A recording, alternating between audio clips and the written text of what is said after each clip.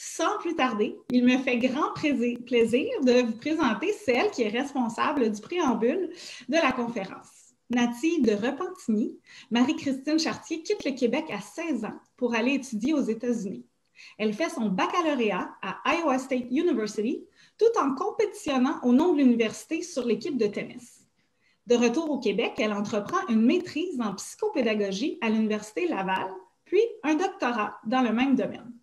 Parallèlement à ses études, Marie-Christine a publié 3 romans aux éditions Urtubise depuis 2018, soit L'allégorie des truites arc-en-ciel, Tout comme les tortues et Le sommeil des loutres. En fait, aujourd'hui, je suis vraiment contente. J'étais vraiment heureuse quand on m'a approchée pour participer à cette présentation. En fait, évidemment, comme le disait Carla, ça va faire 10 ans que je suis aux études supérieures. Donc, manifestement, la persévérance scolaire, c'est quelque chose qui est important pour moi. En fait, j'étais contente de pouvoir venir partager de façon un petit peu plus informelle avec vous mon histoire, un peu mon background. Puis, ma présentation va se faire vraiment en 2 parties. En fait, je vais vous expliquer un peu le cheminement que j'ai fait à travers ma carrière, autant professionnelle au niveau de la littérature que scolaire qu'à l'université. Et je vais vous parler aussi de l'aspect qui était pour moi un des plus importants, une des réalisations que j'ai fait au fil de mon parcours, qui était en fait qu'on peut nourrir plusieurs passions. Puis c'est ça, en fait, qui m'a mené à où je suis aujourd'hui dans ma vie. Donc, en tant que... J'ai fait une liste. Donc, c'est ça, je suis autrice, donc j'écris des romans de fiction. Actuellement, je travaille aussi sur des projets de séries web puis séries télé. Donc, je suis vraiment active du côté littérature. Parallèlement à ça, je poursuis mes études de doctorat à l'Université Laval en psychopédagogie. Mon doctorat porte en fait sur la place des femmes, la sous-représentation des femmes dans les postes de leadership sportif dans les organisations sportives au Québec et peut-être au Canada à suivre. C'est toujours en développement, un doctorat. J'enseigne également à l'Université Laval, donc j'ai un aspect aussi très ancré dans l'éducation et être une bonne éducatrice en soi. J'enseigne le cours d'équité en intervention sportive. Donc, j'enseigne au bac en intervention sportive, puis on aborde toutes sortes de thèmes, notamment le sexisme, le racisme. On aborde comment gérer pas gérer les athlètes trans, mais gérer les problèmes qui peuvent venir en ayant des athlètes trans sur une équipe. On parle aussi de tout ce qui est... En fait, on aborde tous les enjeux en lien avec l'équité en sport. Et comme disait Carla aussi, je suis une ancienne athlète, donc j'ai joué au tennis pendant près de 20 ans au niveau international. Donc ça, c'est quelque chose qui m'a aussi permis de m'aiguiller dans mon parcours. Donc vraiment, le but de ma présentation un peu aujourd'hui, c'est de parler de l'art de choisir de tout faire, ce qui est un peu ce que j'ai décidé un jour, en fait, de dire je ne vais pas me limiter, je ne vais pas choisir une voie, je vais juste toutes les prendre puis toutes les faire. Mais comment on fait ça? Voilà. Donc, je trouvais que c'est important de revenir sur comment tout ça a commencé parce que je pense qu'une des choses qui a fait qu'aujourd'hui, je suis capable de jongler avec tous ces chapeaux-là, en fait, c'est parce que très jeune, on m'a exposé à plusieurs choses et on a nourri cette curiosité-là que j'avais. Donc, très jeune, mes parents, moi, sont dans le monde de l'écriture, puis l'écriture, c'était quelque chose qui était vraiment une passion pour moi, puis on m'a encouragée à écrire, à lire. J'avais toujours des livres, on allait à la bibliothèque, je racontais des histoires à mon père, j'écrivais des livres qui n'étaient pas encore des livres. Donc, très jeune, on m'a encouragée à poursuivre cette passion-là, tout en étant une athlète qui était quand même concentrée plusieurs heures semaine sur un sport. Puis au niveau de l'école, j'ai fait le sport-études 2 ans. Je suis allée après ça à l'école privée pendant 3 ans. Donc, j'ai vraiment comme touché à tout. Puis la chose qui m'a le plus aidée, c'est de voir que cette curiosité-là était encouragée. Puis ça, c'est autant de mes parents que, par exemple, que les professeurs que j'ai eus, les enseignants et les professeurs plus tard jusqu'au doctorat, en fait. On a souvent, les éducateurs, les professeurs, mes parents ont vu que j'avais plusieurs curiosités et ils m'ont laissé continuer d'aller développer cette curiosité-là. Puis ça, je pense que c'est quelque chose qui était vraiment intéressant puis important dans mon développement puis qui fait que je ne me suis pas sentie limitée quand est venue l'heure de faire des choix. Une autre chose que je trouve qui est intéressant à discuter, c'est l'idée de persévérer et de se faire encourager. Parce que la ligne est parfois mince entre se faire pousser dans quelque chose et se faire encourager. Mais moi, personnellement, dans mon développement, j'ai eu des entraîneurs, j'ai eu des gens qui étaient capables de me de me pousser d'une façon saine. Donc, je pense qu'il y a un certain âge où des fois, on a moins envie d'aller s'entraîner, par exemple, ou aller faire un tournoi, ou peu importe. Et j'ai vraiment eu des intervenants dans ma vie qui étaient capables de me motiver à aller faire quelque chose, mais d'une façon saine. Donc, sans me sentir forcée, mais me sentir un peu encouragée quand même. Puis ça, c'est quelque chose que je reviens souvent à ça parce que je pense que c'est essentiel. Puis j'ai souvent des discussions même avec mes parents là-dessus concernant... ils se posent la question, est-ce qu'on t'a trop poussé? Mais non, il y a une limite à pousser un enfant, surtout dans le sport, puis à l'école aussi. Puis je pense qu'ils l'ont bien fait, puis c'est quelque chose de quoi j'ai bénéficié.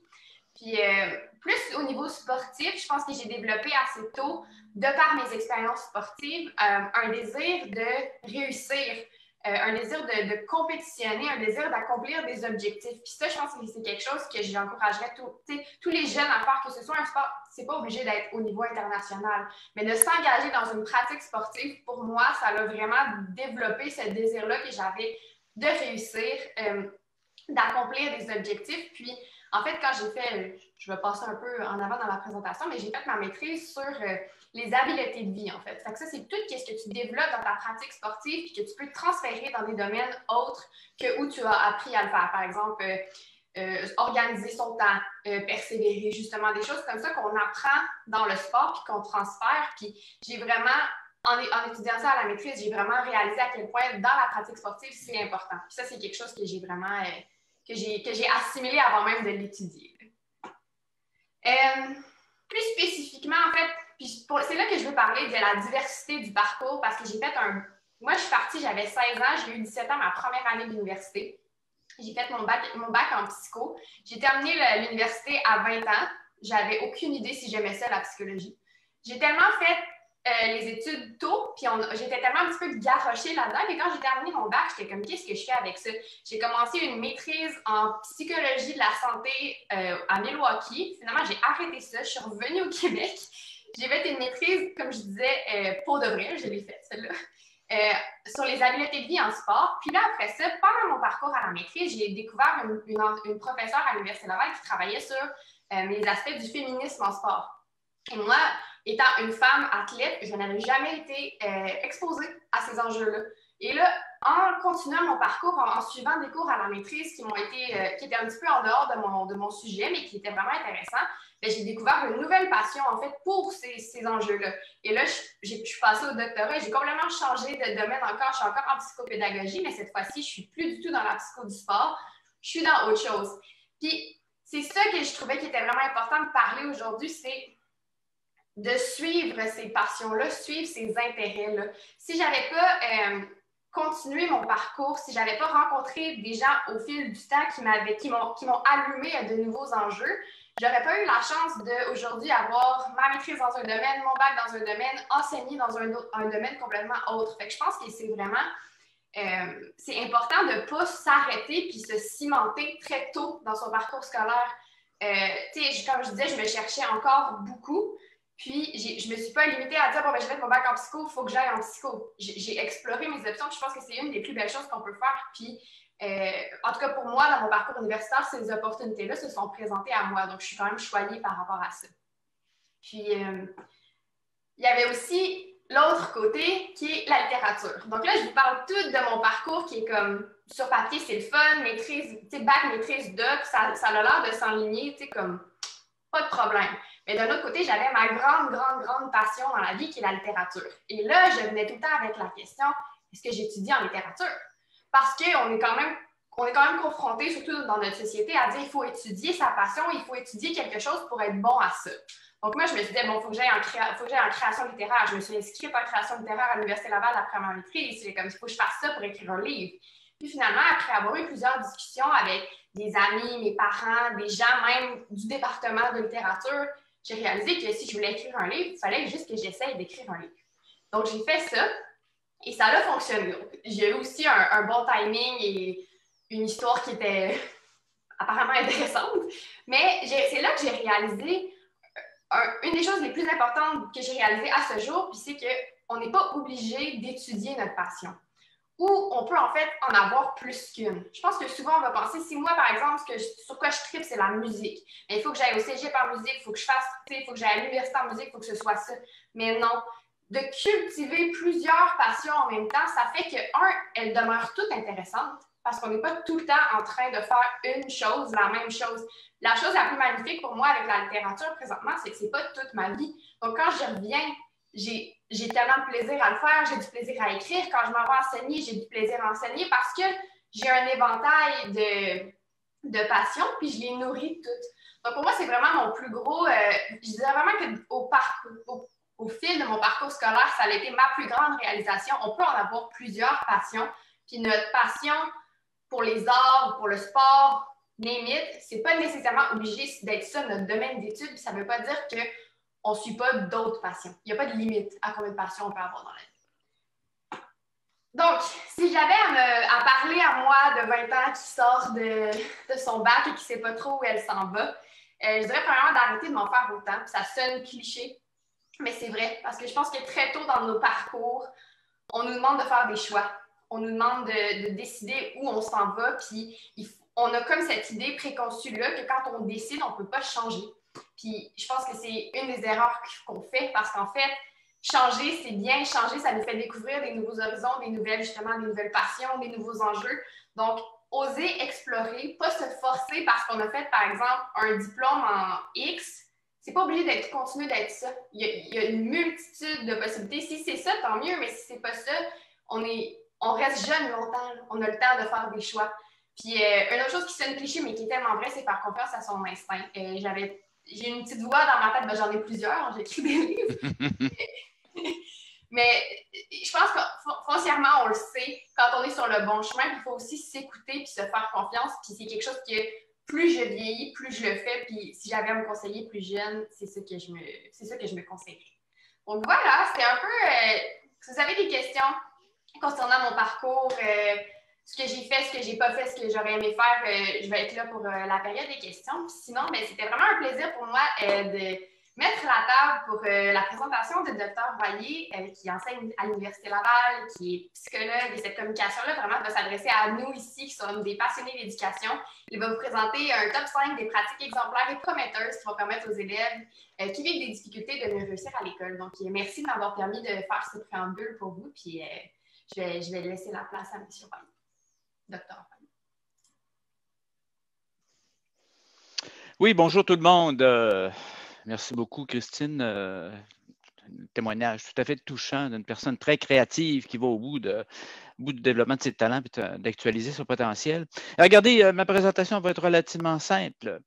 3 idées en éducation qui sont vraiment mûres, qui ont fait leur chemin et qui sont devenues, m'excusez l'expression, incontournable, et mon top 5 en ce qui concerne la réussite scolaire.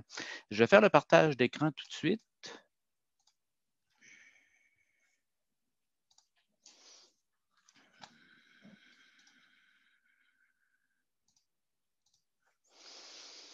Donc, un top 5 des pratiques permettant aux élèves en difficulté de mieux réussir à l'école. Écoutez, moi, ça fait 45 ans que je travaille essentiellement à améliorer la réussite scolaire et à répondre aux besoins des jeunes en difficulté. Donc, j'ai comme un biais.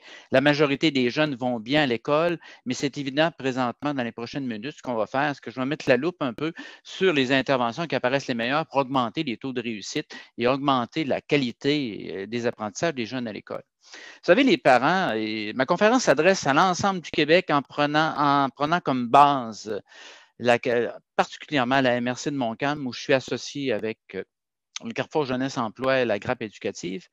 De manière générale, écoutez, les parents désirent qu'à l'école, les enfants ils réussissent, se fassent des amis, en ressortent avec une estime de soi renforcée et actualisent, un peu comme l'exemple que Christine mentionnait tout à l'heure, se trouvent à actualiser leur potentiel, découvrent leurs forces, ce en quoi ils sont bons, découvrent leurs talents et sont en mesure justement de développer leurs habiletés et d'actualiser leur potentiel. Présentement, ce qu'on observe, c'est qu'en compte tenu de la COVID, et là, on a quelques données de recherche, l'écart entre les élèves forts et les élèves faibles va en s'agrandissant. Tout le monde, on peut dire qu'évidemment, les contenus scolaires sont différents de l'an passé, mais tout le monde ne prend pas du retard de la même manière présentement. Il y a vraiment un écart, particulièrement au niveau des jeunes qui étaient déjà en difficulté ou des jeunes de milieux défavorisés. On doit présentement, par simple principe de précaution, travailler avec l'idée qu'on va assister à une augmentation possible du nombre d'échecs et du taux de décrochage. Je reviendrai là-dessus dans quelques minutes. Et on a, et ça fait les manchettes, les pédiatres en ont parlé beaucoup, j'en parle moi aussi comme psychologue. Il y a évidemment des préoccupations au niveau de la santé mentale, ce qui va faire l'objet d'une de nos préoccupations d'ailleurs dans mon top 5 aujourd'hui. Donc, en guise d'intro, un portrait au niveau de la réussite scolaire. Et par réussite scolaire, j'entends obtenir un des diplômes du secondaire. 3 grandes idées dont le moment est venu. Et comme je le soulignais, faire une différence dans la réussite, la persévérance, mon top 5, un choix stratégique qui m'apparaît où les variables, les facteurs les plus importants vont être mis en évidence. Donc, un portrait sur les données les plus récentes. Vous allez suivre la souris de mon ordinateur. Au niveau du réseau public, regardez déjà que présentement, les qualifications qui ne sont pas des diplômes sont comptées là-dedans. Vous avez, bon an, mal an, si j'enlève les qualifications, DEP, DES, vous avez environ à peu près 70% des gars et 80% des filles ont un des diplômes du secondaire après 7 années au secondaire, pas 5, 7. Je regarde l'environnement ou la base ou les données qu'on a plus du côté de la Nodière. Commission scolaire des affluents, encore là, regardez l'écart gars-filles. Et ça nous donne environ, si j'enlève les qualifications, 70% des gars, environ 82% des filles. Et au niveau de la commission scolaire des Samars, qui est en train de relever des défis très importants, si on enlève les qualifications, c'est un garçon sur 2 qui n'a aucun des diplômes du secondaire après 7 années au secondaire. Au niveau des filles, c'est environ une fille sur 3. Ça, c'est le portrait qui est en évolution, qui va s'améliorant lentement, là, si on prend l'ensemble, en tout cas, des coordonnées ou des chiffres qu'on a au niveau provincial. Ceci étant dit, ça, c'est un peu un instantané au niveau de la réussite perçue dans une perspective de diplomation. Et ce qu'on va voir, d'abord, 3 grandes idées et par la suite, le top 5. 3 grandes idées dont vraiment le moment est arrivé et que vous devez garder en tête là, dans nos journées, entre autres de la persévérance, mais que doivent garder en tête la majorité des gens qui interviennent et qui sont passionnés de réussite. La première idée, c'est qu'il est plus facile de construire des enfants et des adolescents forts que de réparer des adultes brisés. Intervenir en amont est toujours gagnant. Et là, suivez-moi bien. On est toujours en amont de quelque chose. Si vous intervenez, on a entre autres des projets au niveau de la grappe là-dessus, la grappe éducative là, sur cet aspect-là. Si vous intervenez auprès des enfants de 3 ans, 4 ans, 5 ans, vous intervenez en amont par rapport à ce qui va se passer en première, deuxième année. Si vous intervenez au primaire, vous intervenez en 5e, 6e année, vous êtes en amont par rapport au secondaire. Si vous intervenez à la limite en 4e, 5e secondaire, vous intervenez en amont par rapport à ce qui va arriver au collégial. Donc, cette question-là de prévention n'était pas toujours une prévention précoce chez les petits. On est toujours en prévention de quelque chose dans la mesure où on intervient avant, entre autres, un passage ou une transition, mais de manière générale. Chez les plus jeunes, et là, je vais être très clair et très simple, être en mesure de suivre habituellement les consignes des adultes à la maternelle et à la première année et apprendre à lire dans les premières années du primaire, c'est 2 facteurs prédicteurs importants de la réussite scolaire. En clair, écoutez, je vais mettre 3e année.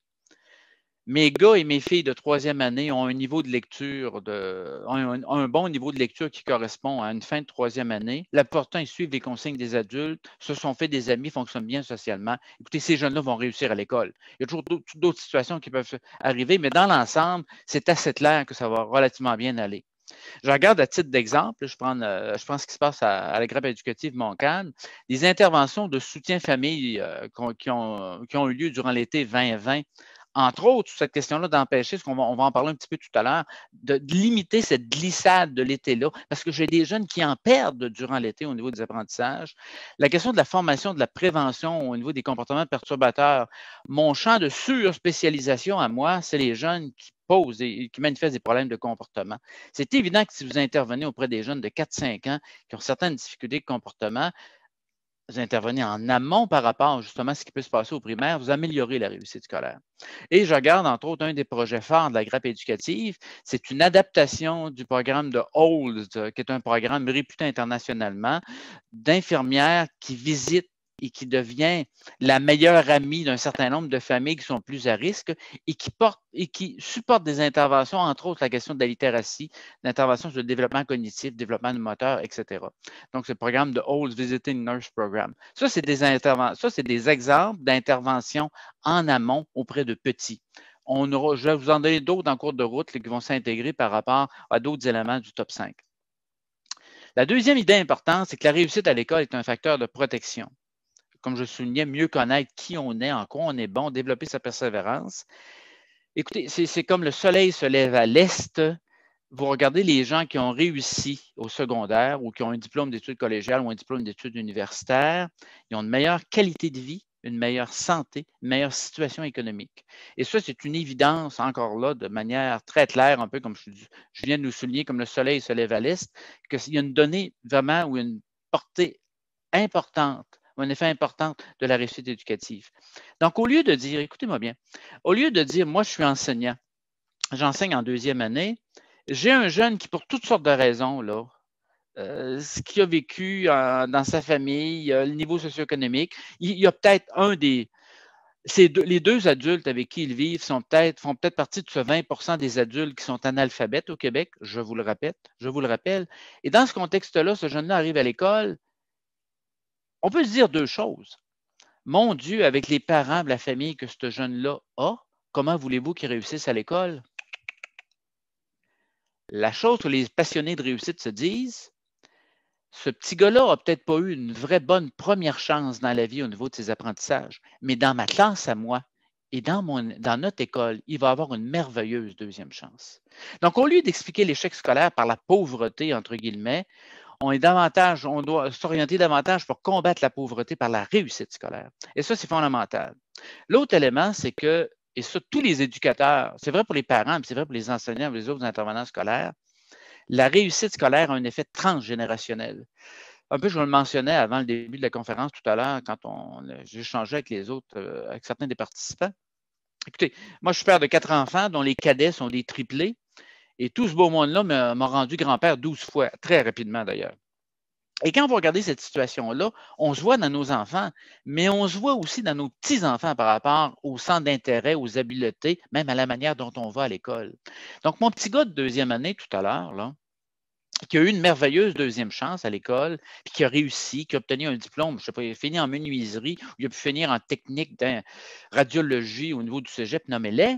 Qu'est-ce qu'il va vouloir pour ses propres enfants? Il va vouloir exactement la même chose, que ses enfants à lui connaissent la même chose. Donc, dites-vous qu'en éducation, que vous soyez parent ou que vous soyez enseignant, vous influencez plus qu'une génération quand vous travaillez sur la réussite éducative. Troisième grande idée, et là, je persiste et signe, il existe des différences entre les gars et les filles. Regardez, ça, c'est les statistiques nationales québécoises sur l'arrivée en maternelle. Quels sont les jeunes qui présentent au moins un risque développemental quand ils arrivent en maternelle 5 ans? Ça va être bref. J'ai 35% des gars qui ont au moins un facteur de vulnérabilité, 20% des filles. On s'occupe de tout le monde, mais j'ai un facteur de vulnérabilité important qui est nécessaire. Les facteurs de vulnérabilité touchent davantage les garçons que les filles. Écoutez, il faut vraiment éviter de confondre différence et égalité. En adaptation scolaire pour les jeunes en difficulté, j'ai 2 gars pour une fille en difficulté d'apprentissage, 3 gars pour une fille avec des problèmes de comportement, 6 gars ou 5 gars pour une fille avec un trouble du spectre de l'autisme. Mais regardez, il y a d'autres situations aussi. Si vous travaillez sur l'anxiété au secondaire, vous allez travailler davantage avec des filles. C'est 1 gars pour 2 filles. C'est vrai pour les émois dépressifs, les situations de dépression, c'est vrai pour les problèmes, entre autres, d'anorexie et autres. Donc, on doit tenir compte que des programmes qui sont plus fréquents, ou des difficultés plutôt qui sont plus fréquentes chez les gars que chez les filles, et l'inverse. Regardez à l'université, je vais parler de l'arrivée en maternelle, regardez à l'autre bout du spectre. Ça, c'est l'accession des femmes au niveau du baccalauréat. Je suis entre 55 et 60. Et ça, c'est les hommes au baccalauréat. Je suis entre 30, oh mon Dieu, entre 30, un peu en bas de 40. Cet écart-là, homme-femme, nous amène, on est plusieurs à l'affirmer, puis particulièrement, ça fait une quinzaine d'années que je travaille là-dessus, il y a une sous-scolarisation des hommes au Québec. Et pour ceux qui travaillent entre autres dans la MRC de Montcalm, il y a une sous-scolarisation des garçons au niveau de la MRC de Montcalm aussi. Ça va revenir tout à l'heure. Donc, en clair, ce que c'est que ça implique pour tous ceux qui interviennent, Si, comme organisme communautaire, vous élaborez une intervention contre le décrochage scolaire, puis la majorité des jeunes que vous suivez, 75% des jeunes que vous suivez sont des filles, posez-vous des questions. Si vous avez un programme pour composer, prévenir l'anxiété chez les adolescents et que 75% des gens que vous rejoignez sont des garçons, posez-vous des questions aussi. C'est ce à quoi je veux faire référence dans cette troisième idée-là. Et maintenant, un top 5 pour favoriser la réussite.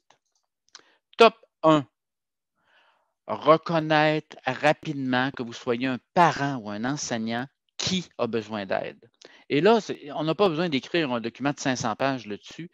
La grille, ce que je vous donne dans cette diapositive-là, résume relativement bien la situation.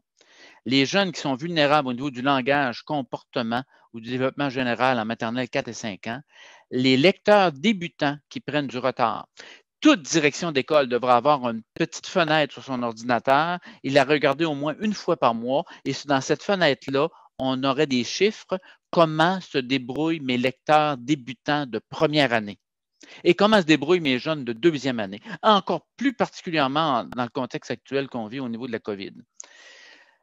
Quels sont les jeunes qui ont des problèmes persistants de littératie? Là, je ne suis plus en première, deuxième année, je suis rendu en quatrième, cinquième, sixième année, puis j'ai des jeunes qui ont des retards d'un an et demi, 2 ans. Et lorsque vous avez des retards persistants en littératie, et là, c'est comme psychologue que je vous parle, vous devez absolument valider et vérifier si on n'est pas dans une situation de dysorthographie, dysphasie, nommez-les, mais qui a une base neurologique aux problèmes qu'on peut vivre. Parce que quand vous êtes exposé à l'enseignement de qualité depuis 3 ou 4 ans d'excellents enseignants, et que vous ne réussissez pas à apprendre à lire, là, il ne faut pas chercher midi à 14 heures pour émettre l'hypothèse qu'il y a autre chose qui l'explique. Il y a toute la question des jeunes qui ont des besoins particuliers, et je vous donnerai le taux de diplomation dans quelques minutes des jeunes dits élèves handicapés ou en difficulté. Vous allez voir comprendre qu'on doit absolument s'en préoccuper. Ce sont des jeunes qu'on continue à suivre durant tout le primaire et tout le secondaire. Les jeunes qui sont en échec scolaire au secondaire, l'absentéisme, écoutez, aussitôt que vous commencez, le taux d'absentéisme augmente chez un jeune, vous êtes à risque de décrochage, c'est une évidence. Les jeunes qui vivent des problèmes disciplinaires se font sortir de classe ou retourner à la maison, suspension et même expulsion. Et tous les jeunes qui manifestent des problèmes de santé mentale, je m'en vais y revenir. Mais reconnaître rapidement, là, vous avez une liste de jeunes que vous devez reconnaître rapidement et vous n'avez pas besoin de tests vous n'avez pas besoin d'un instrument très sophistiqué pour être en mesure de déterminer qui a ce type de besoin-là. Mon top 2, c'est faire en sorte que toutes les écoles se préoccupent des élèves dans mon top 1. On a un système scolaire qui est à 3 vitesses présentement. Juste avant de vous parler des 3 vitesses en question, notez que le taux de diplomation des jeunes qui sont élèves handicapés ou en difficulté d'apprentissage, il n'y en a que approximativement 1 sur 3 qui obtient un des diplômes du secondaire après 7 ans. Ça, c'est majeur parce que j'ai certaines écoles spécialisées, entre autres à Montréal, je pense à Vanguard, des taux de diplomation de 70% et plus. Dans les autres provinces, on navigue aux environs du 60-65%. Dans ce cas-là, ça ici, c'est une question qui est névralgique, qui renforce l'idée qu'on doit se préoccuper de ces jeunes-là. Regardez aussi, on va parler des vitesses. Vous avez des écoles privées qui accueillent certains élèves en difficulté, mais malgré tout, pas nécessairement des élèves en grande difficulté. Vous avez les écoles à projet particulier, hors études, sport études, etc., qui font aussi une forme de sélection dans plusieurs de ces écoles-là. Et vous avez les écoles ordinaires. Et là, les chiffres que je vous donne sont bétonnés, sont basés sur des études très solides québécoises. Votre chance, votre probabilité, ou la proportion des jeunes qui accèdent au cégep et qui ont fréquenté une école ordinaire, c'est 36%. La probabilité d'arriver au cégep, si vous avez fréquenté une école privée ou publique à programme particulier, c'est 75%. C'est du simple au double. La probabilité d'aller, regardez en ce qui concerne l'université, les élèves de l'enseignement privé ou public sélectif ont respectivement 9 et 6 fois plus de chances d'aller à l'université que ceux de l'enseignement public ordinaire. Et ça, il va falloir qu'on en vienne véritablement, et ça dépasse ça dépasse les régions du Québec, c'est une question nationale. Toutes les écoles doivent se préoccuper de tous les jeunes, et selon une proportion naturelle de jeunes en difficulté. Regardez, écoutez, c'est assez évident, regardez les taux de diplomation, réseau public, réseau privé. Au niveau des garçons, je vous ai donné le garçon-fille au niveau du public, regardez l'écart avec le privé. Il y a un écart garçon-fille au niveau du privé. Mais écoutez, c'est seulement de 4 points. Mais regardez l'écart gars public-privé, filles public-privé. Regardez les taux de décrochage. est inscrit dans un programme, n'est pas revenu l'année suivante. Ça, c'est le taux de décrochage. Réseau public, 19,1 chez les garçons, 11 presque 12 chez les filles. Regardez au réseau privé, j'ai du décrochage au privé, mais on n'est pas du même ordre de grandeur. Donc, gardez ça en ligne de compte parce que ça devient quelque chose d'important, entre autres pour les écoles publiques à projet particulier. Il faudra se faire une tête qu'à un moment donné, j'ai certains jeunes, même s'ils ont des besoins particuliers en adaptation scolaire, le velcro de persévérance à l'école, c'est aussi de participer à des activités de natation, de tennis, de football, nommez-les, même d'être inscrit dans un programme sport-études, hors-études ou autre. Le top 3, il est nécessaire d'offrir du soutien supplémentaire aux jeunes en difficulté. Il y a toute la question des services professionnels et des services offerts par les orthopédagogues, mais en contexte de COVID, ce n'est pas suffisant présentement.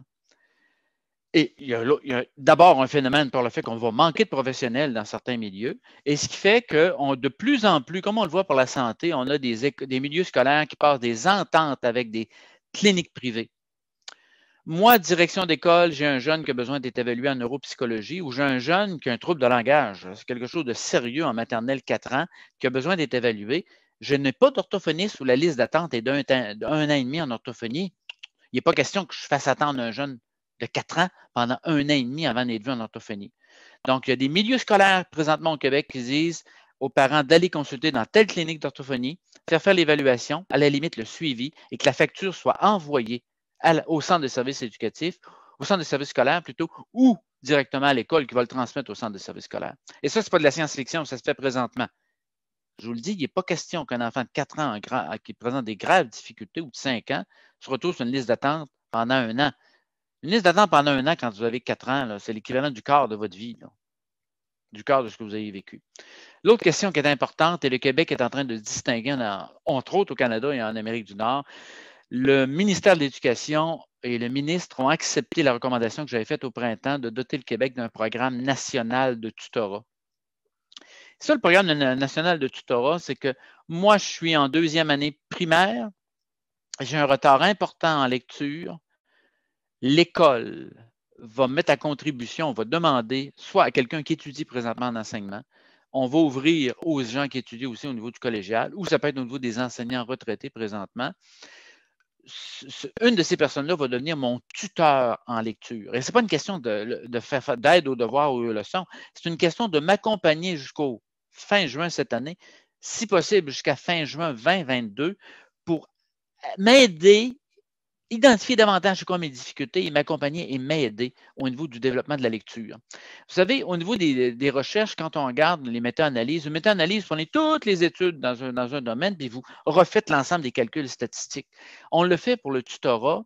Ça donne une grandeur d'effet de 0,37. Je vais vous dire c'est quoi ça signifie 0,37.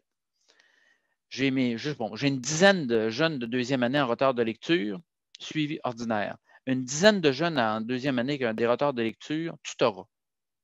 Ceux du tutorat, quand on fait les évaluations sur des grands nombres, c'est comme leur donner 4 mois supplémentaires d'enseignement. Vous me suivez, je sais pas si ma main monte avec la caméra, mais c'est l'équivalent de 4 mois d'enseignement. Donc, ça devient important pour être en mesure de récupérer des choses, mais surtout de maintenir des acquis qu'on peut avoir. Donc, comme je soulignais, enseignants retraités, étudiants au cégep et à l'université. Et là, je vais faire une recommandation, vous pourrez citer Royer si vous voulez. Je fais la recommandation professionnelle suivante aux parents. Elle est vraie pour tous les enseignants du primaire et du secondaire, mais particulièrement pour les parents. Je vous fais la même recommandation que j'ai faite dans une capsule que j'ai enregistrée pour le ministère de l'Éducation en août, que vous avez dû voir à la télévision. Si vous jugez que votre enfant ou votre adolescent est en difficulté scolaire, entre autres à cause de la pandémie, demandez par écrit le support d'un tuteur à votre direction d'école.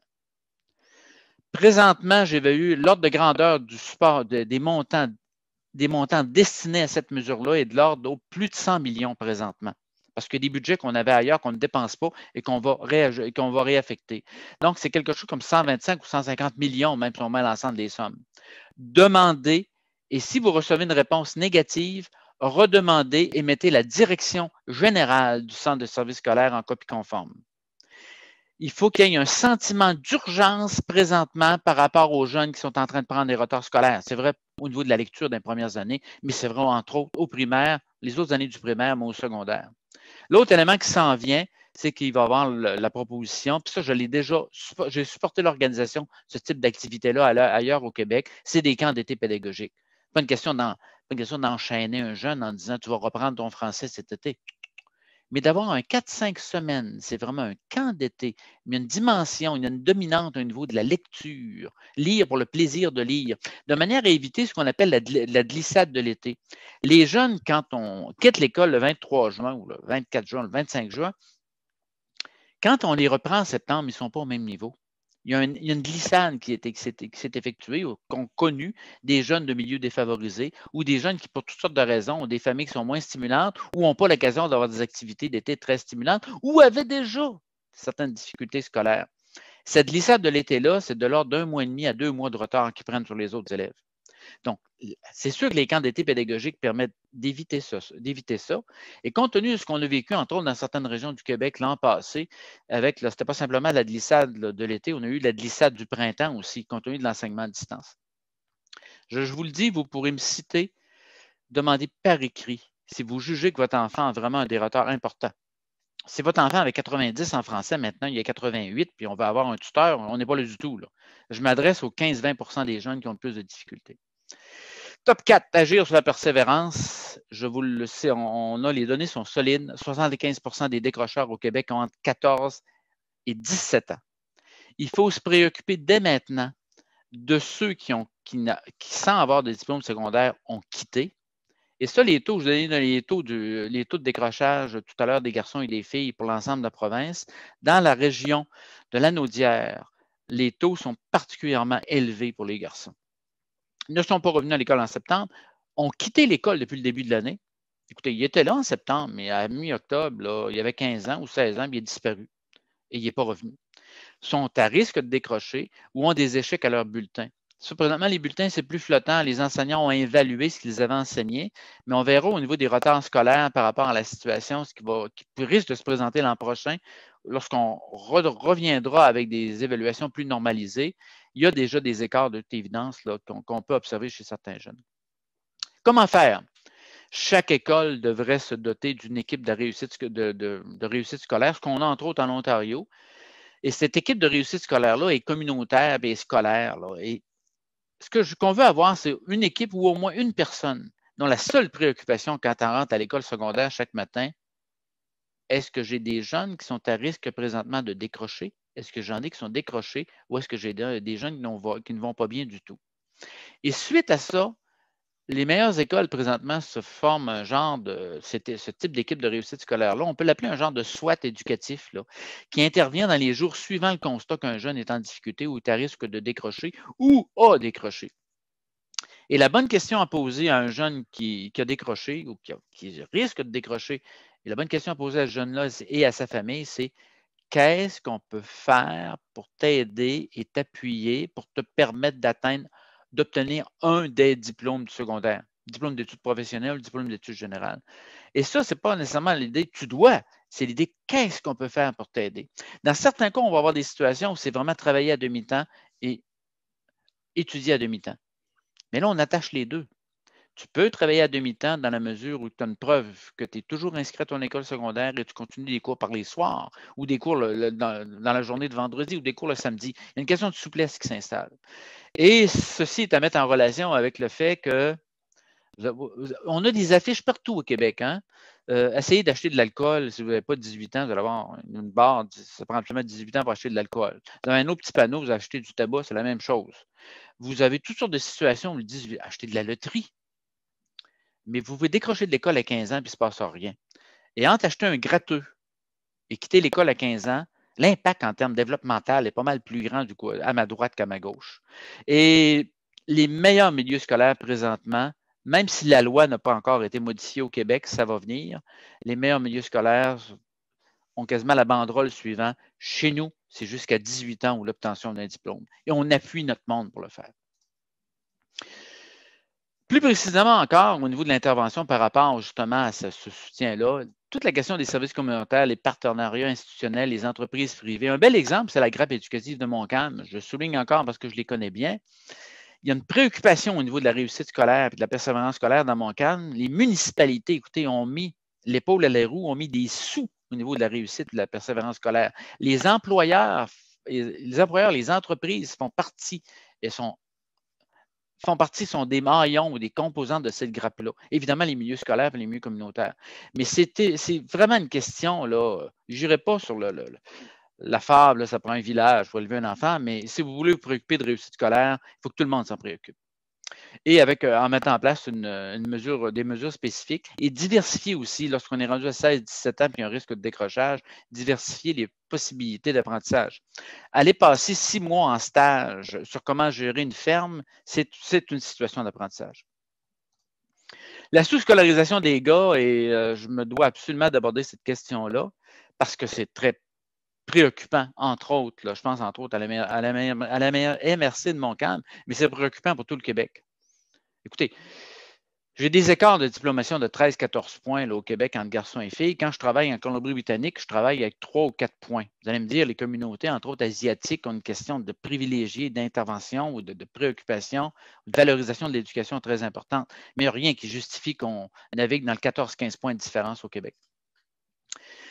Il faut intervenir très tôt, entre autres, sur les problèmes de lecture, mais 35 là, qui avaient une vulnérabilité en rentrant en maternelle 5 ans, là, il faut intervenir là-dessus et accompagner. J'ai des gars qui vont apprendre à lire un peu plus tard que des filles.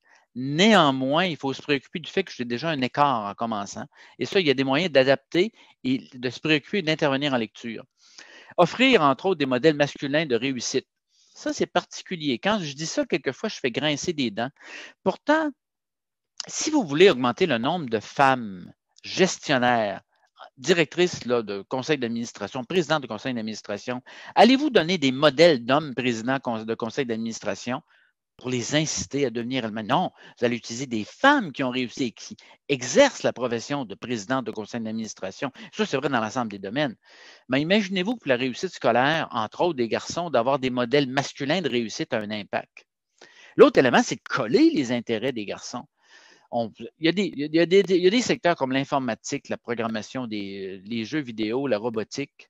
Mais saviez-vous que la bande dessinée, c'est le 2e choix de lecture des gars au primaire. C'est le 9e ou 10e choix de lecture des filles au primaire. On pourra toujours argumenter que c'est un stéréotype sexiste véhiculé. Écoutez, vous voulez enseigner à lire? Vous avez des gars qui considèrent la bande dessinée comme leur 2e meilleur choix ou leur 2e choix de lecture. Bon, on va faire avec. Regardez l'exemple que je m'avais vous donné, c'est cet exemple-ci, qui était l'exemple, entre autres, de la bande dessinée au primaire. Je vous le donne tout de suite en soulignant qu'au niveau de la BD au primaire, il y a un bouquin sur la BD au secondaire. C'est vraiment l'utilisation dans l'enseignement de la bande dessinée. Et ça a fait une différence. On a eu des évaluations. Nouveau-Brunswick, Edmundston, 3e, 4e, 5e année, un écart de 20 points de pourcentage entre les garçons et les filles au niveau de la lecture. Mobilisation vraiment de la communauté, au niveau municipal, au niveau de la commission, au niveau du district scolaire, au niveau des écoles. Et on va chercher les joueurs juniors majeurs du Blizzard d'Edmundston. Et on part un programme qui s'appelle Blizz Lecture. Je pense que ça fait 5 ans que ça roule.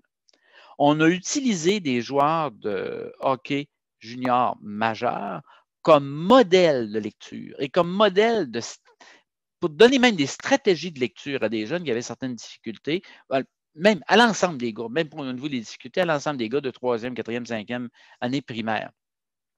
Écoutez, des cartes de hockey. D'un côté, vous avez la carte du joueur, de l'autre bord, vous avez des stratégies de lecture. Je vais vous donner 2 capsules vidéo que les joueurs ont enregistrées à l'intention, justement, des jeunes de 3e, 4e, 5e année. Et aussi cette question-là de demander environ 30 minutes de lecture par jour. Le 30 minutes de lecture par jour ramenait, entre autres, un cumulatif qui donnait lieu à des cartes de hockey, etc. Et regardez, je vais vous donner 2 capsules qui ont été utilisées par ce programme-là, qui ont évalué, ça a un impact là, qui est vraiment très net. Là, on dirait un impact bœuf.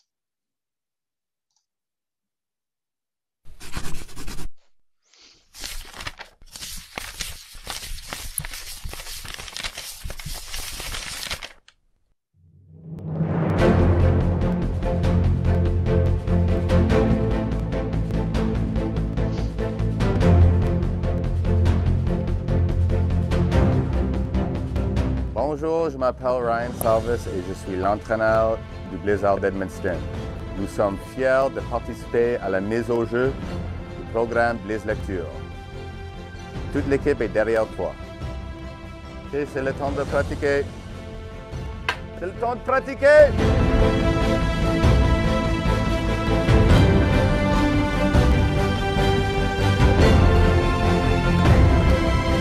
Go Blizz Lecteur! Go Blizz Lecteur!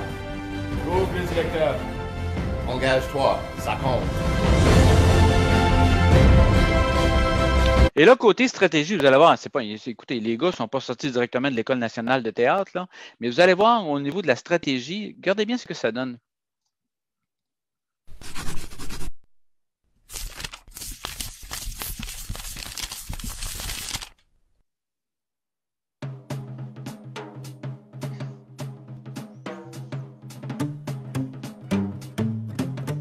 Avant une partie de hockey, je fais de la visualisation afin de voir ce que je vais accomplir durant la partie. Mes tirs, mes techniques, mes bons coups, etc. Ça m'aide à atteindre mes objectifs. C'est quoi tu fais? Ça me rappelle des souvenirs quand je lis ce livre. Je vais t'en lire un bout. Derrière moi, j'attends mon père crier. Attention, Nicolas, à droite, non, à gauche. Lève ton bâton, non, lance-toi par terre. Non, relève-toi, attention, devant, derrière. Tu vois, quand je lis, j'utilise mes 5 sens. Et en lisant ce livre, je vois la foule, j'entends les cris, les coups de bâton, je ressens des palpitations. J'ai chaud. Et ce qui est le plus drôle, c'est encore la même chose aujourd'hui. Ah, c'est une bonne idée, je vais essayer ça la prochaine fois que je vais lire. C'est comme ma visualisation, un film dans ma tête. Ah ben, tiens, essaye celle-ci. Ah, merci.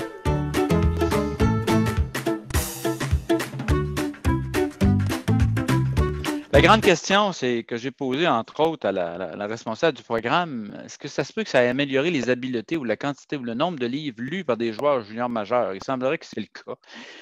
Mais le velcro a pris et ça a eu un impact majeur.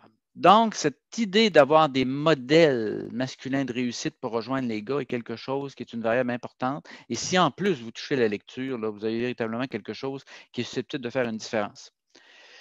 Le top 5, comme enseignant et comme parent, développer nos habiletés pour composer avec les problèmes de comportement et les situations de santé mentale. Je réfère encore, parce que je vais prendre quelques exemples de cet ouvrage-là, les problèmes émotifs et comportementaux, petite encyclopédie de l'enseignant efficace. Ça, c'est le genre de bouquin que j'aurais bien aimé avoir alors que j'étais psychologue au primaire, mais surtout lorsque j'enseignais, entre autres, à l'université, au niveau du baccalauréat ou surtout au niveau de la maîtrise. L'enfant mort à la maternelle, que faire? Les problèmes d'absentéisme à l'école secondaire, que faire? Le jeune fait des crises en première année, que faire? Et c'est dans le que faire, dans le sens que c'est très spécifiquement, c'est pas il était une fois une crise, c'est vraiment d'intervenir de manière spécifique. Je vais vous donner quelques exemples. Mais ce que je m'en vais vous présenter est tiré de ce bouquin-là que vous allez trouver dans toutes les librairies, là, pour nommer les autres. Mais regardez bien ceci. Je vous ai déjà dit que le suivi des consignes par les enfants et par les jeunes enfants, puis c'est vrai pour les adolescents, est une variable importante au niveau de la réussite scolaire. L'autre élément, c'est que je m'avais abordé justement comme exemple, la question de la santé mentale à l'école, la question de l'anxiété. On peut faire quoi exactement? Donc, pour les jeunes, les enfants et les adolescents qui ne suivent pas les consignes, regardez bien ceci. C'est le genre de liste de vérification qu'on utilise et sur lequel est basé le bouquin. Reconnaître la désobéissance et intervenir tôt. Michel, je viens de te demander c'est de la désobéissance. Fournir une redirection douce mais claire. Dites aux jeunes ce que vous attendez de lui. Fournir une seule directive et y tenir. Si vous êtes enseignant, vous dites Michel, va t'asseoir. Michel, reste debout. Bon, OK, d'abord, Michel, tu veux rester debout? Bon, au moins, faites-elle autre chose. Vous venez de retirer votre demande. Et une seule directive, vous y tenez. Répétez la directive. Et là, je vais vous dire comment la répéter dans les prochaines secondes. Reconnaître l'obéissance et donner, le cas échéant, les consignes prévues d'une manière naturelle. Et une consigne prévue, je vais vous donner un exemple dans le transparent qui suit. C'est vraiment une consigne qui apparaît naturelle et qui n'est pas nécessairement une grosse conséquence, mais une petite conséquence là, qui tient compte du fait qu'il y a eu des obéissances. Regardez ce qu'on fait la plupart du temps. J'ai un jeune qui, 40% du temps, n'obéit pas. Ça, les études sont solides là-dessus. Niveau d'obéissance, normalement 40% du temps. Ça veut dire que 60% du temps, il ne suit pas la consigne que vous lui donnez. Vous donnez la consigne, vous attendez 5 à 10 secondes, le jeune obéit. par exemple, je ne sais pas, Steve, s'il te plaît, va t'asseoir à ta place, tu vas attendre 5 à 10 secondes, Steve obéit. Dans ce cas-là, s'il te plaît, Michel, on va l'appeler Steve pareil, c'est beau Steve. Consigne claire donnée aux jeunes, attendez 5 à 10 secondes, le jeune n'obéit pas. La deuxième fois que vous le demandez, Steve, tu dois aller t'asseoir à ta place. Vous rajoutez le tu dois. Vous attendez 5 à 10 secondes, le jeune obéit, c'est beau Steve. Vous attendez 5 à 10 secondes, le jeune n'obéit pas. Steve, tu viens de décider de passer la première ou les 2 premières minutes, pas la récréation, les 2 premières minutes de ta récréation avec moi pour qu'on puisse discuter un peu. Maintenant, vous répétez la consigne, s'il te plaît, va t'asseoir à ta place. Et ça, cette idée-là d'un tu dois évite de se répéter à tout bout de champ, mais annonce qu'il va y avoir une conséquence par rapport au non-respect de la consigne. Un autre aspect, je vais passer rapidement. Les meilleurs parents ou les parents les plus efficaces et les enseignants les plus efficaces félicitent précisément et en précisant ou en identifiant ce que le jeune a fait de bien et en mettant entre autres l'aspect sur l'effort. Au lieu de dire ton bulletin est beau, dit pour un parent, dites je vois par ton 75% en français, ton 78% en maths que tu as travaillé fort, bravo.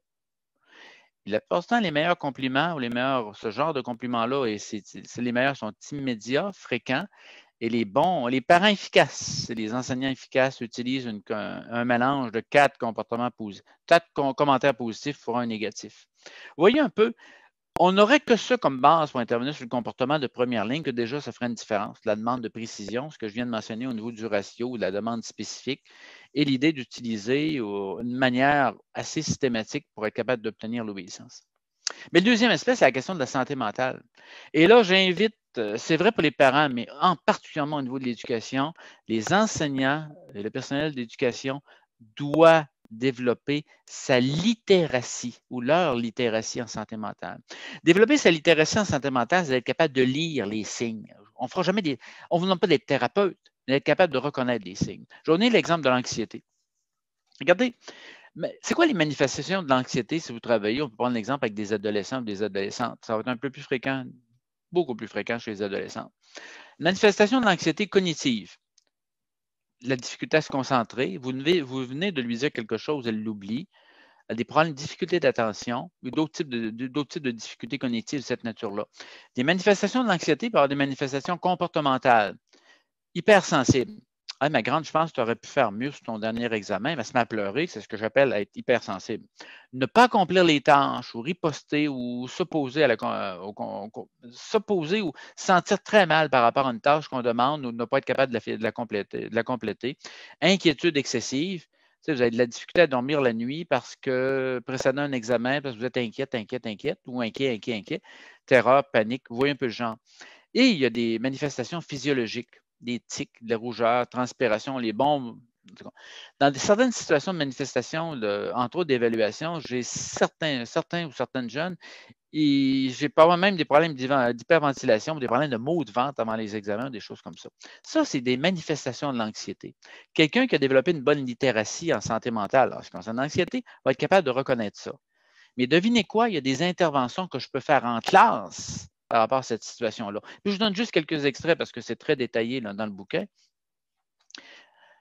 Intervention possible de l'enseignant par rapport aux manifestations d'anxiété en classe. Regardez, l'anxiété se manifeste par des problèmes de concentration, on n'est pas concentré sur la tâche, griffonne.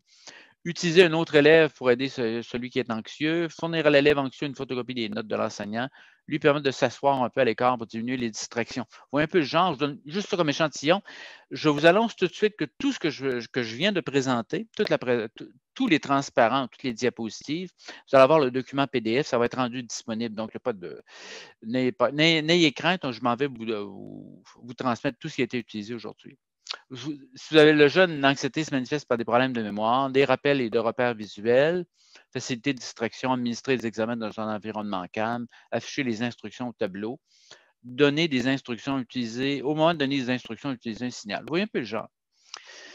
Et si vous avez à intervenir dans une école secondaire, je réfère toujours, si ces interventions-là ne suffisent pas, il y a des manières de faire que les psychoéducateurs et les psychologues peuvent utiliser à l'école. Puis souvent, c'est des équipes de 2 intervenants avec une éducatrice spécialisée. Il y a des programmes comme Pare-Choc, qui est un programme qui porte spécifiquement sur comment développer et comment composer avec des émois dépressifs et de l'anxiété chez les adolescents et les adolescentes. Et ça, c'est un programme rodé, c'est un programme qui est reconnu nationalement là, au Canada et que vous pouvez appliquer. Vous pouvez demander à votre fille ou à votre garçon, si vous le jugez à propos, de faire partie d'un programme de cette nature-là. Donc, je vais conclure de la manière suivante. Il y a deux types d'optimisme. Il y a l'optimisme de celui qui attend que quelqu'un lui fasse un cadeau. Seigneur, aidez-moi. Mais il y a aussi l'optimisme de ce garçon qui songe à construire une cabane dans un arbre et qui se dit, si je trouve un peu de bois, des clous, et que je réussis à persuader d'autres jeunes de m'aider, nous pouvons avoir quelque chose de vraiment cool. Vous savez, au niveau de la persévérance de la réussite scolaire, pour les passionnés de réussite, là, c'est certain qu'on ne pourra pas toujours obtenir ce qu'on veut, mais si on continue à persévérer et à coller les pratiques exemplaires, on peut augmenter de beaucoup nos chances d'offrir à plus de jeunes ce dont ils ont besoin. Et ce qui est le plus cool au niveau de la réussite, c'est les écoles qui favorisent l'inclusion, mettre l'accent sur la littératie, prévenir les retards d'apprentissage, rapidement intervenir au niveau de l'absentéisme et de l'abandon, et la disponibilité de services professionnels et de tutorat. Les écoles qui sont vraiment cool, les milieux vraiment cool au niveau de la réussite, se préoccupent particulièrement de ces questions-là.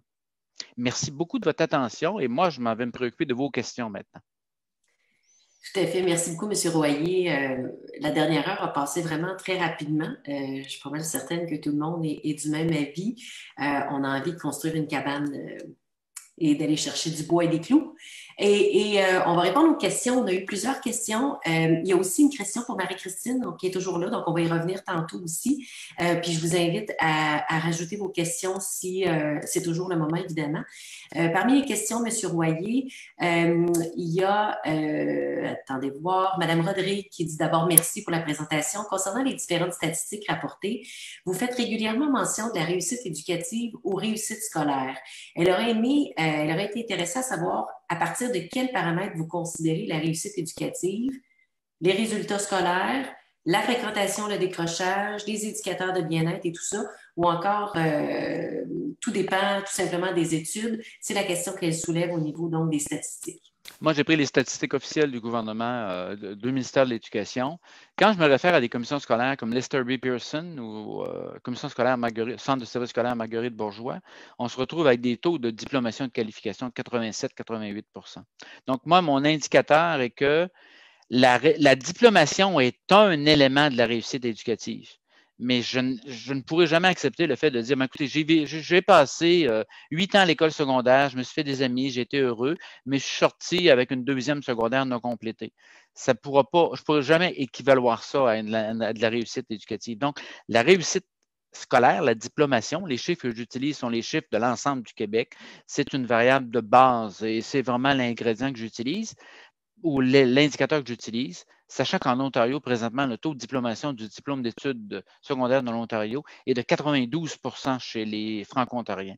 Donc, je ne peux pas ne pas utiliser cet indicateur-là comme mesure la plus solide là, à ce moment-ci.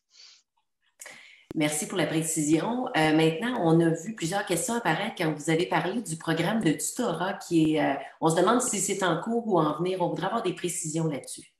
Présentement, les indications que j'ai, c'est que la banque de tuteurs est toujours en augmentation, que les sommes ont été transmises, ou les indications du moins ont été transmises aux directions générales des centres de services scolaires, et que présentement, on est dans le contexte où si vous jugez que votre enfant a certains retards scolaires, comme je le mentionnais, de faire une demande au niveau de la direction. Dans ma perception des choses, c'est le type de service qui devrait se mettre rapidement en branle, au plus tard, au retour de la semaine de relâche, mais dans certains milieux scolaires, c'est déjà commencé. Le problème qu'on semble voir, certains parents se sont fait répondre que non, vous n'avez pas le droit de référer vous-même des jeunes, et ça va c'est à contrario de ce que j'ai annoncé, entre autres, que le gouvernement a annoncé en septembre. Si, comme parent, vous jugez que votre jeune est en train de prendre des graves retards scolaires, c'est votre responsabilité, justement, de prévenir l'école aussi. Et dans ce cadre-là, moi, je m'attendrais à ce qu'on soit capable d'offrir une forme de tutorat. Écoutez, je figure qu'il y a environ 30 % des jeunes qui sont en difficulté en retard scolaire présentement au Québec. Au moins la moitié de ces jeunes-là pourraient compter sur une forme de tutorat dans les prochaines semaines. Et compte tenu que c'est un programme qui s'étend jusqu'en 2022, ça devrait normalement prendre de l'attraction, être en fonction dans les toutes prochaines semaines, si ce n'est pas déjà le cas. On se demande, il y a une question récente qui vient d'entrer, on vous demande si vous avez connaissance de données ou d'études pour les pratiques à favoriser pour les élèves doués à risque avec un trouble associé au TDAH. J'ai moi-même été à l'origine de programmes au niveau de l'intervention dans ma propre commission scolaire dans les années 80 sur la douance et le talent. On a eu toutes sortes de problèmes là, qui ont fait disparaître ce dossier-là, mais là, c'est revenu.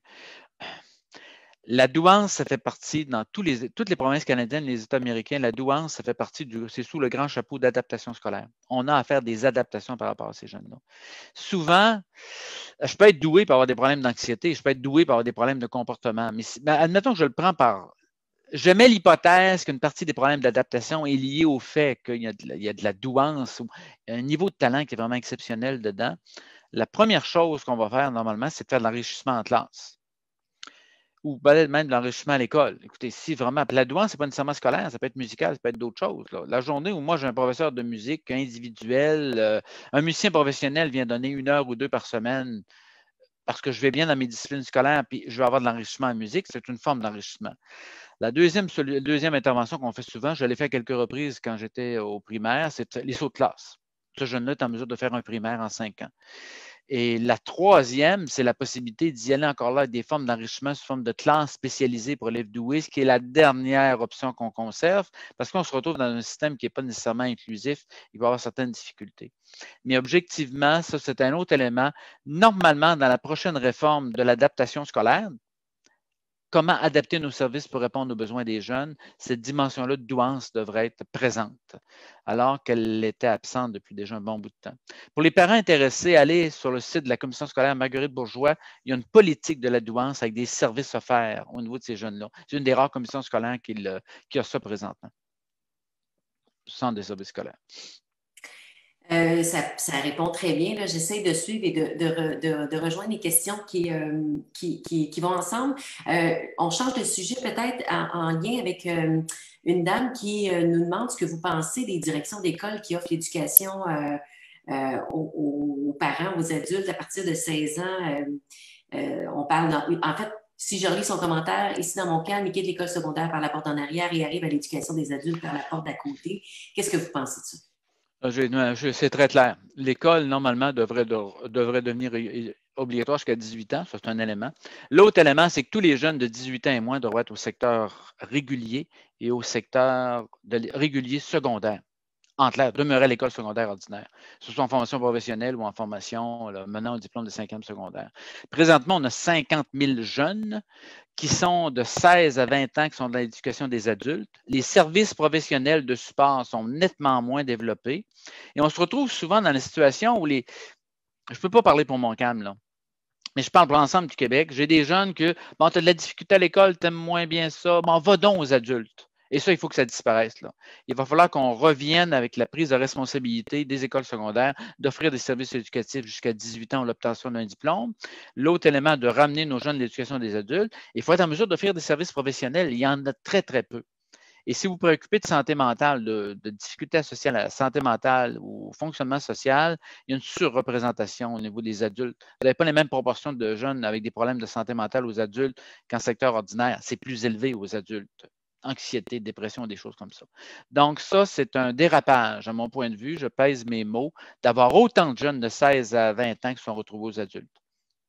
Et on verra au niveau localement ce que ça peut avoir l'air, mais sur l'ensemble, c'est une situation qui devrait changer, j'ai l'impression, d'ici 1 an ou 2, pour être capable d'avoir quelque chose qui ressemble davantage à ce qu'on a dans les autres provinces canadiennes. Là. Il y a des situations qui sont, même des jeunes de 15 ans, on les invite à aller à l'éducation des adultes. Le jeune arrive là, il y a une 2e secondaire, tant bien que mal. Et là, écoutez, là, les taux de diplomation deviennent très, très faibles. Merci. On va passer. Marie-Christine est toujours là. Marie-Christine, peut-être activer le micro. On avait une question. Vous restez pas loin, M. Royer, parce qu'on a encore du temps et peut-être qu'il y a des questions qui vont rentrer également. Marie-Christine, on se demandait, ce serait quoi tes conseils aux jeunes de la nouvelle génération qui veulent avoir la récompense immédiate? Je l'ai lu tantôt, puis je me disais, c'est vraiment une bonne question. Tu sais, tantôt, je parlais du désir de réussir. Puis je pense que ça, c'est quelque chose que... Ah, bon, mon chien veut aller dehors. Excusez pour ça. Ouais, fait, dans le fond, je pense qu'il y a il n'y a rien de mal à vouloir avoir quelque chose rapidement, mais quand on revient à ce que je disais tantôt, d'accompagner ces jeunes-là à poursuivre, puis à pousser, puis à persévérer, justement. Tu sais, quand je disais tantôt que c'est important de faire plusieurs choses, je ne peux pas dire plusieurs choses. Je fais un truc 2 semaines, puis après je fais un autre truc 2 semaines. J'ai persévéré dans les trucs que j'ai faits, j'ai continué. Fait que je pense qu'il faut passer le début où on pense qu'on ne sera pas capable de le faire, là. Puis après ça, vient un moment où on apprend, on revient dans une zone de confort. Fait que je pense que c'est de passer le moment où, dans chaque nouvelle étape, on a tout le temps une espèce de moment qu'on passe où on se dit, OK, finalement, je peux trouver une zone de confort dans ça. Donc, je pense que c'est ça que je dirais. Donc, en conclusion, merci à tous de votre participation aujourd'hui. On espère que vous avez vraiment apprécié l'activité. Afin de vérifier votre niveau de satisfaction, vous allez recevoir un courriel, un court sondage que nous vous invitons à compléter. Et je vous remercie d'avance d'y répondre en grand nombre. Donc, bonne fin de journée à tous. Merci beaucoup.